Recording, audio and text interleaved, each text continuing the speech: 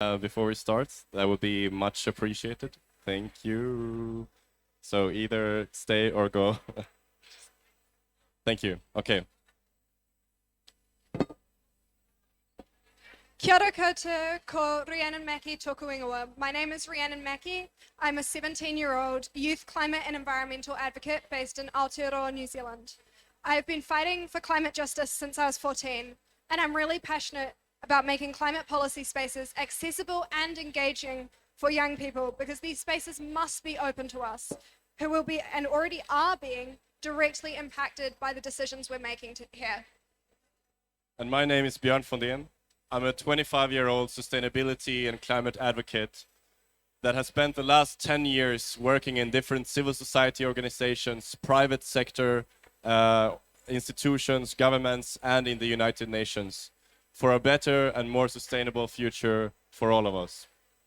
And throughout this time, I've witnessed the growing number of youth organizations active in this space. But I've also witnessed the growing gap between ambition and implementation. And that is why we are here today. Because climate change is impacting our young people the most. It is not only our futures, but the present that is being stolen from us, as we live through a series of ever-increasing climate catastrophes, spending our childhoods fighting for world leaders to act. COPs have been taking place before I and before many of you were born, but they have not managed to bring emissions down. The fact that this now is the 27th COP is an indication that they are not fulfilling their purpose. Emissions have continued to rise in an ever-increasing trajectory, spilling millions of tons of CO2 into the air every year. We are continuing to effectively destroy the foundation for life on Earth as we know it. In the most recent assessment of countries' climate commitments outlined in their NDCs, emissions are still expected to rise by 10.6% compared to 2010 levels by 2030. But we, the youth, and indeed wider civil society, know how urgent this is. We know the change that needs to be implemented, and we know the consequences of failing to act on a very intimate level. And so we do not accept that we are doomed. We have witnessed large-scale mobilization of young people from around the world in school strikes through the Fridays for Future movement, witnessed the critical advocacy of environmental leaders, indigenous communities, and human rights defenders, witnessed calls for a fossil fuel phase-out, and yet COP after COP after COP passes us in an ever-worsening climate backdrop, and we still have not managed to bend the emissions curve down. World leaders have failed to listen to us. World leaders have failed to deliver on their promises, and world leaders have failed to act on the climate crisis. Every day that goes by, this crisis becomes more urgent, and we know this. World leaders still do not listen to our calls that are echoing louder and louder through the streets, and so we must start taking matters into our own hands. We must shape the ambitious, far-reaching climate policy solutions that we know we need to tackle this crisis. And that is why we are immensely excited to announce the launch of the Institute for Climate Policy Solutions, the ICPS, today. We are the world's first youth-led global think tank aiming to provide sustainable climate policy solutions to address the problems that we have ahead of us. Our aim is very simple. We want to bend the curve by bridging the gap between youth and policymakers, between false fixes and the real solutions, between a hothouse Earth and a 1.5-degree livable future for all youth and future generations. And we want to do this by empowering young climate activists to become shapers of climate policy solutions, by enhancing, strengthening, and empowering and communicating climate policy solutions across the world in a fun, inspiring, and inclusive way, by connecting young climate policy shapers like yourself with governments, with international institutions, and people in power to implement meaningful policy changes.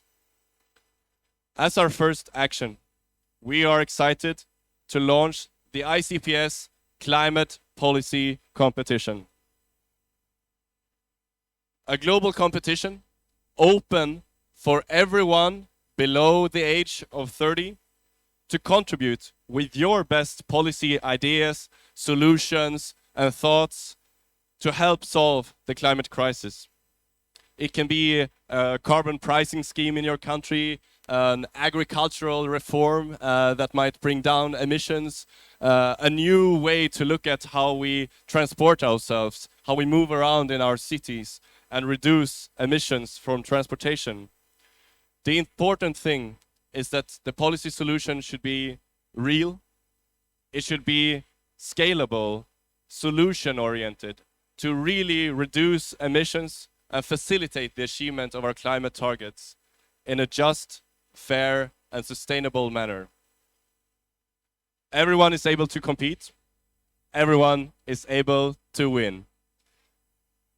The intergenerational jury will consist of some of the world's leading youth climate advocates, as well as some of the world's leading experts and researchers on climate policy solutions.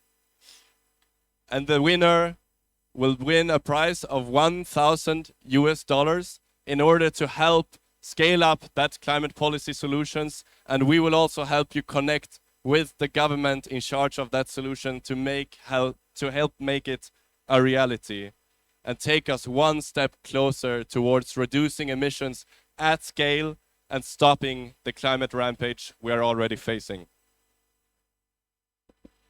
$1,000.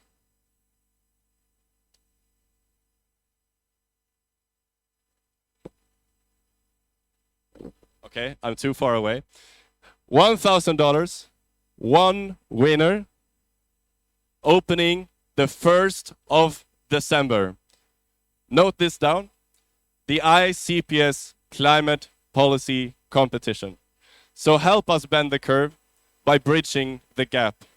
Sign up on our website to our mailing list or follow us on our Instagram. We are now live and we need you, bright, young minds, to help us address the climate crisis we are facing.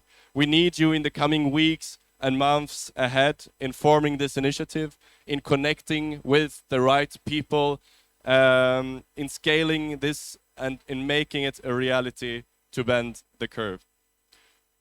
Because we do no longer have time to wait. Our futures are being taken away right in front of our eyes, and our fellow young climate activists are being imprisoned in the streets because of raising their voices and standing up for what they believe in. Together, we need to stand up in solidarity with them. We need to recognize that there can be no climate justice without social justice, no social justice without human rights, and we need to work together to help shape the future we want. We all have our roles to play. What is yours? Thank you very much.